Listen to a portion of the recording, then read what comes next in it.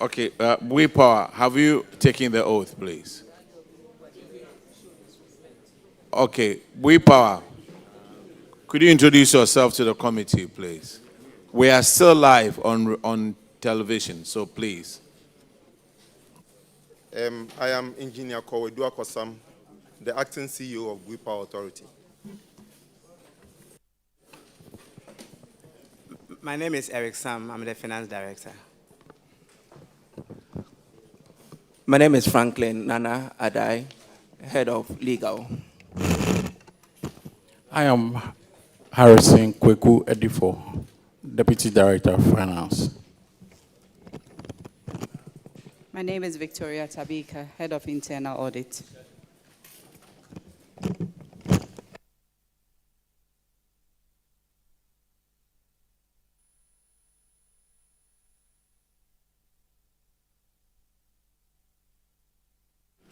Okay, Bui Power would start your infractions on paragraph 332, and Honorable Bauer will take care of that one. Thank you, Mr. Chairman. Power, your infraction relates to overdue power generation bills, and the amount is frightening. 729,776,253 United States dollars. And the auditors noted that you supply power to ECG, and the amount that the ECG is supposed to pay the Power Authority in terms of your receivables, consistently, every year they reduce the amount of money that they are supposed to pay. And per the agreement, they are required to pay bills to B Power, at least. And in 2020, for instance, they paid 57% of the invoice amount. They decreased this in 2021 to 34%. And then in 2022, they further came down to 23%. So it means that every year they were just coming down. And as of now, they owe you a total amount of 729.7 million US dollars. So the auditor's recommendation is that you should liaise with the Ministry of Finance and the Ministry of Energy and management of ECG to ensure that the payments are made to significantly reduce the long overdue receivables from ECG. Can you walk us through the actions that you've taken with respect to this recommendation? Mr. Chairman, thank you very much.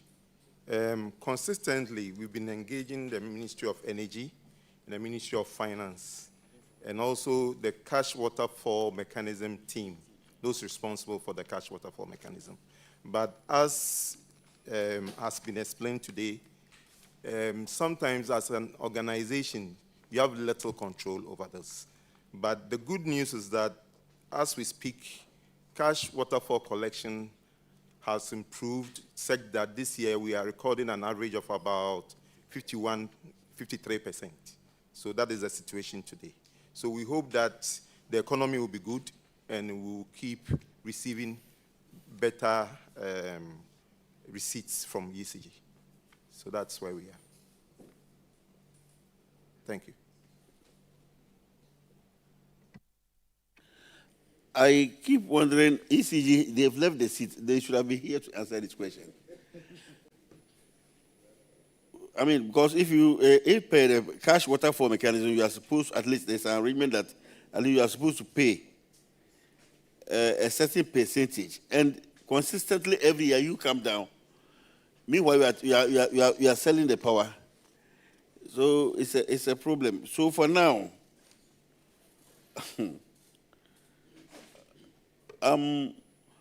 Is there any arrangement that they are, you have for this year they have paid? What of the arrears? The arrears are 729.7 USD. You know, how are you getting that money?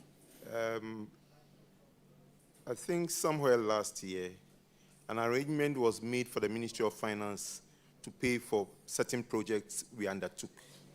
And the idea is that in a later time, it will be offset against ECG's indebtedness to us. So a little bit has been done, but we still have that large arrears with them. So far, the projects that you undertook, how much have been paid for out of this overdue receivables? I'll let my Director of Finance come in here. So far, the Ministry of Finance has paid a total of 450 million USD on our behalf. And this is not in connection to only projects. It is also in relation to some other loan obligations that we are not able to pay because of the reduction from ECG receipts. Have you brought this to the attention of the auditors? Yes, the auditors are perfectly aware of the payment that are made on our behalf by the Ministry of Finance. Auditors, can you confirm this? Yes, Honorable Chair, we can confirm that. Chairman, I think that should be all for me. I think there is now it will be a little over 300 left. All right, thank you. I bet when ECG was here, you heard what they've been using the money for on cash waterfall. The next infraction is on paragraph 341, and Honorable Shirley Chair will take care of that one. Thank you, Madam Chair. This infraction is to do with the BPA school. So the auditors noted that you were not keeping a separate account for your school at your Bui generating site, and that all the monies were lumped up in your one account. They recommended that you set up a different account for ease of reconciliation and for the operation of the school. I would like to know if you've done this, and if so, when. Thank you, Mr. Chairman. We have a board resolution that will be made in the next board meeting to give a resolution to the bank to go ahead with the account. So that is ongoing. That's the status. I think this was done in 2023, right? This recommendation. Yes, so it's been outstanding. But currently, Yes. it's been... We are in 2025, November. Yes. Is there a reason why it's delayed till this time? Honorable Chair, it actually went to the previous board, but they didn't have the opportunity to approve before they exited. So now it is the next board meeting. It will be tailored. It's part of the agenda, and then it will be approved.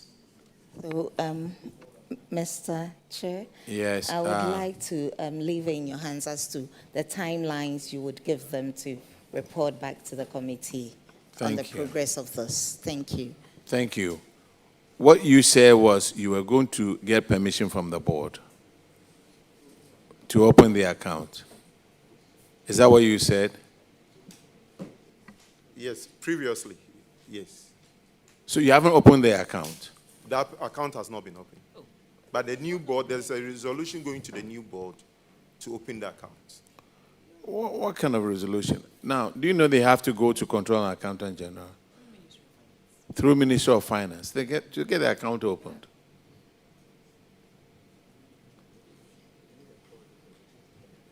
Oh, you guys didn't know that?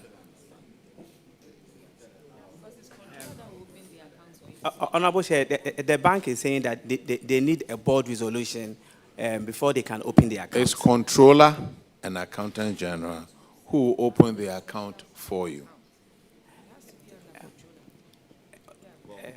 Well noted, Honorable.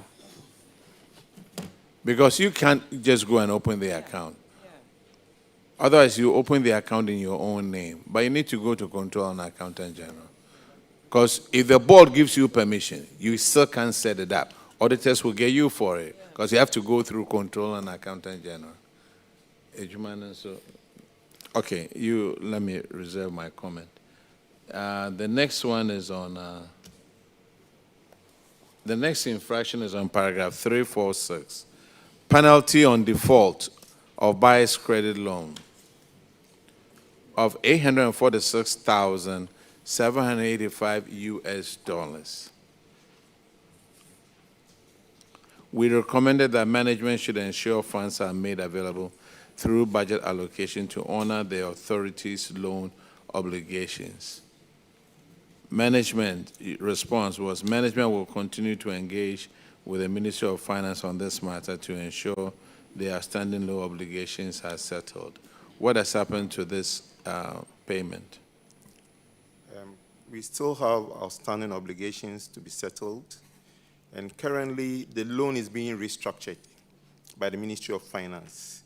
And as cash waterfall improves, we have a budgetary allocation, but with the improvement of cash waterfall, we should be able to pay some of these outstanding loans per the newly structured loan. This was supposed to have been done in May and November of 2023. And the loan is being restructured. No. As of 2023, the loan had not been restructured. But it was difficult for B Power to pay because cash waterfall inflows wasn't too good for B Power. But the current situation is that Ministry of Finance is restructuring the loan, and B Power has also made a budgetary provision to pay the loan under the restructured loan. What do you mean by they are restructuring the loan? The loan payment was supposed to end in the year 2027. But as of, let's say, middle of this year, there was an outstanding of about 500 million. Yes, about 500 million plus, yes. So Exim Bank of China agreed with Ministry of Finance to extend it by another 15 years. But we are yet to get a feedback on the actual amount to be paid. But we have made a projection from the outstanding that we will set aside about $30 million every year to pay. But we are yet to get the actual amount that will be amortized for payment subsequently. Now, Minister of Finance will have to bring it to Parliament. Possibly so. Anyway, that's not your issue. Okay. The next infraction is on paragraph 351, and Honorable Ahinkwa will take care of that one. Thank you, Chairman. Chairman, this is about livelihood enhancement program. The BUI activities affected 816 people. And then per their act, they are supposed to settle those affected persons. And according to the auditors, 660 have been settled, and we're given some livelihood enhancement benefits. But out of that, they have 156 persons remaining that have not been sorted. So the auditors identified this and asked them to do the needful. But my question is, what informed that decision? 660 out of the 816 have been settled and given all their packages in terms of enhancement, why the others? Mr. Chairman, I'll let my Director Legal take that.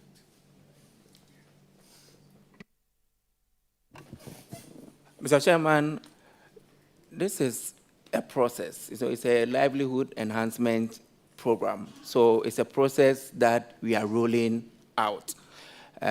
So that was the first set of people, that's the project affected persons who were catered for.